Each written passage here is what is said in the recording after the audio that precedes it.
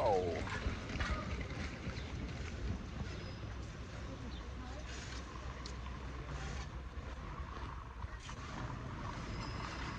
Tai va, išėjau į miestą, gyvenu miestą, išėjau į miestą, nes man reikia nusipirkti kiaušinių, yra prašymas, dar kai ko ir varškės. Tai va, žodžiu,